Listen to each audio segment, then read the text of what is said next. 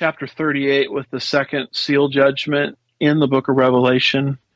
And the basis for that is it takes place, you hinted at it earlier, during a time of peace. Chapter 38, verse 8, and chapter 38, verse 11, which to me could only describe after the Antichrist has come forward and entered into some kind of covenant with the nation of Israel. And then when you look at verse 19 of chapter 38, it talks about how this is going to happen in the day of God's blazing wrath. And the only time in which God's wrath is going to be poured out on planet Earth yet future is the coming 7-year tribulation period. So all of that to say, I'm anchoring chapter 38 in the second seal judgment in the book of Revelation, which brings war. Chapter 39, I kind of look at as the aftermath of everything, kind of the mop-up, cleanup operation that sort of happens towards the end of the tribulation period, and even beyond in preparation for the millennial kingdom.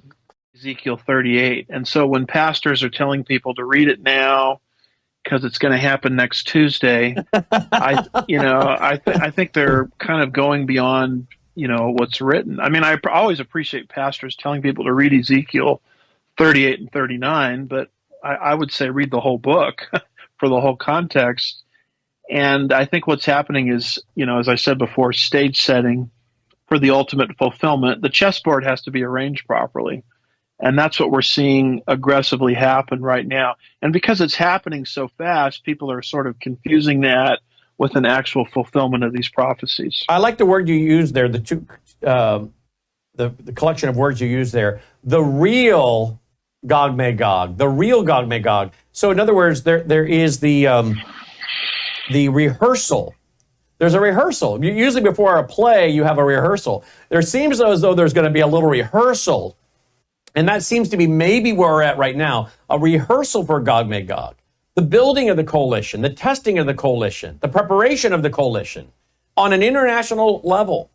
And maybe they get a little dress rehearsal with some activity. And some of the activity may be pretty brutal, which again is what causes people to throw up. And I would say it could be so brutal, Dr. Woods, that many people think it is Gog Magog because it's so brutal what's about to happen with this ring of fire around Israel that it causes people to think this is the Gog Magog scenario when it's really not.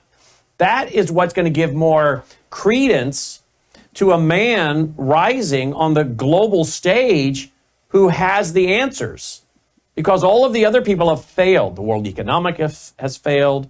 World Economic Forum, NATO has failed, every administration has failed. And this guy pops up, and I don't know what your belief is, but if he starts performing counterfeit miracles, signs, and wonders, and this whole globe has been prepared for occultism, bathed in occultism, Satanism. We saw it at the opening of the Olympic ceremony. And if this guy shows up performing counterfeit miracles, signs, and wonders, some kind of technocrat savior, if you will, that can not only promise things, but he can back up his words with what appears to be supernatural miracles, counterfeit miracles, signs and wonders. Can you imagine the attention he is going to grab? And then he puts together a peace deal or confirms a peace deal, many things already in writing, and brings us that period of peace. And then finally that's broken, and then the real Gog Magog happens.